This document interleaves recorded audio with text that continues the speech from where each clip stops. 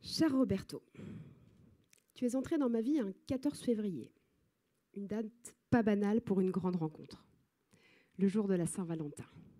Et en 2013, une année pas banale non plus pour les superstitieux.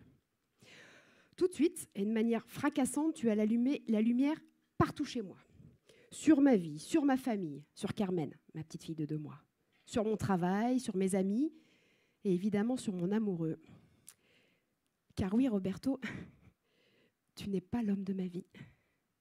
Roberto, c'est le prénom que nous t'avons donné à toi qui avais décidé de squatter mon sein gauche, bien décidé à me faire la peau à l'heure du bonheur. Pour autant, cher Roberto, cher Roberto, tu m'es cher et il m'est donné ce soir l'occasion de te pardonner publiquement.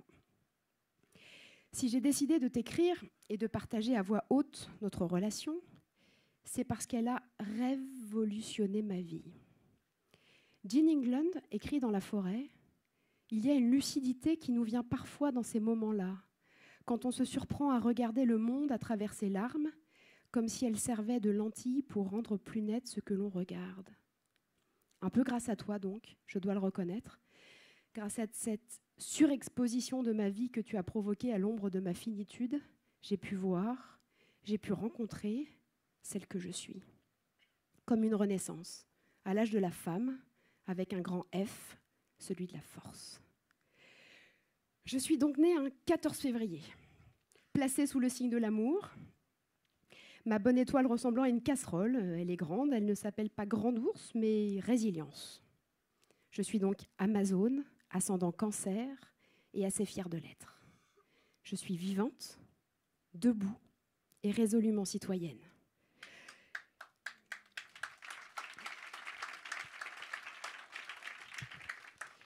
Alors voilà, aujourd'hui j'ai presque 6 ans et sous ton impulsion, j'apprends l'audace d'être qui je suis. Et je te remercie pour tout cela. Par ordre de priorité, pour avoir commencé à prendre soin. Avec patience, je suis devenue patiente. On m'a soignée, à coups d'artillerie lourde médicamenteuse et de traitements de choc associatifs. Par le sport, par l'art, le tout arrosé de beaucoup d'amour. À chacun son Everest avec Christine Janin, et Skin avec Cécile Reboul dans un binôme de reconstruction artistique avec Karine Zibo, des louves authentiques et inspirantes. Après le temps des soins, il m'a fallu refaire mes premiers pas parmi le commun des mortels. Une belle métaphore mise à mal dans la réalité d'un saut en parachute en tandem avec un ancien du GIGN.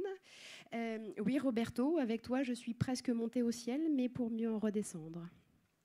Moi qui voyais un symbole poétique, j'ai moins fait la maline à 4000 mètres en chute libre, parallèle à ma mort, en version film accéléré des 9 derniers mois que je venais de vivre. Mon ami Eric, ici présent ce jour, là aussi, et croyant que je m'étais cassé la cheville à l'atterrissage tellement mon cri était du fin fond de mon être, a joliment rajouté que j'avais défié la gravité. C'est un peu vrai, et je sais aujourd'hui que ce n'était que le début.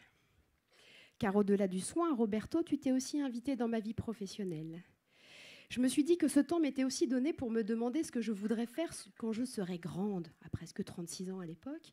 Et alors que j'avais un parcours d'une 15aine d'années en cabinet ministériel et au Sénat, j'ai décidé de quitter un établissement public culturel dans lequel je ne me reconnaissais pas du tout. Je suis donc sortie vivante du Panthéon, ce qui n'était pas gagné d'avance.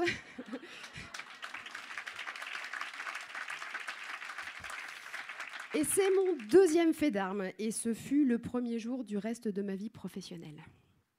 Et après une formation de coach de dirigeant à HEC, où j'ai rencontré Wilfried, qui est aujourd'hui mon associé, et dans cette impulsion de vie, j'ai créé ma boîte Synchronicité avec un grand C, celui de la cité, et parce qu'il n'y a pas de hasard, juste des rendez-vous, n'est-ce pas, monsieur Paul Éluard ?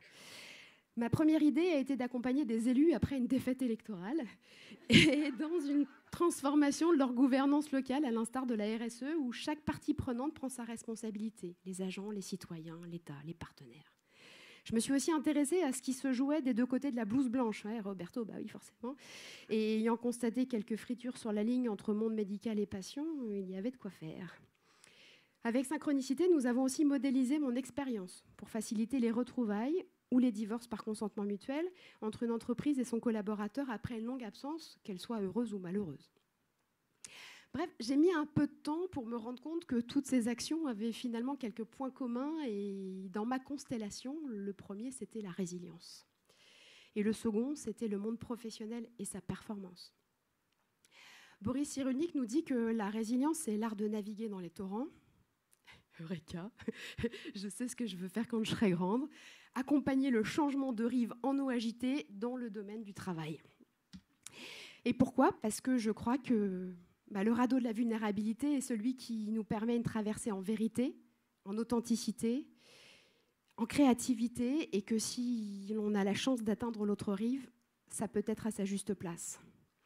Alors face à cette découverte essentielle, Roberto, que te dire de plus, merci. Merci de m'avoir ouvert les yeux au travers de mes larmes, pour voir que derrière la fin d'un monde, il y a peut-être une merveille, pour avoir éveillé en moi une audace, une force, pour gravir mon Everest, celui de mon engagement, mon utopie, et qui fait que je suis là ce soir au sein, et je pèse mon mot, de ce collectif de femmes. Si j'ai donc ici la fin de cette lettre, avec les cendres de mon cancer, et le terreau fertile de mon utopie. Symboliquement, je vais déchirer cette lettre. J'aurais pu la brûler, mais ça demandait une logistique un peu plus importante. Voilà.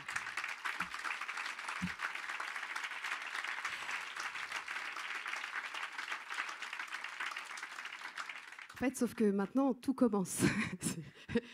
C'est un peu le début, parce que en fait, mon utopie, c'est de convaincre l'entreprise que la résilience est une vertu décisive de sa performance. Alors, parler de résilience, c'est bien, mais avant de parler de résilience, on parle de vulnérabilité. Alors, elle est partout dans l'entreprise. Elle est dans les individus, elle est dans les collectifs, dans le management parfois un petit peu toxique, et puis elle est dans l'organisation, dans la mondialisation, dans la transformation, elle est partout. Et puis, pour autant, c'est ballot, parce que l'entreprise qui, pourtant, je croyais, est pragmatique, en fait, la vulnérabilité, elle la met sous un tapis ou dans un placard. Et moi, je trouve que c'est vraiment ballot, parce que je crois que la vulnérabilité, c'est celle qui effectivement surexpose, oui, nos fragilités, mais aussi qui on est et ce que l'on est. Alors du coup, j'ai décidé au démarrage toute seule, et aujourd'hui avec un petit peu plus de monde, d'essayer de changer ça. Et pour faire ça, on a cofondé une association qui s'appelle Envie de Résilience, qu'on a créée le 11 novembre 2017, à chacun son armistice, et on s'est dit qu'on allait commencer par mettre en lumière ceux qui étaient résilients, ceux qui allaient rassurer, parce que c'était après, tout ça, donc voilà, c'est plus facile.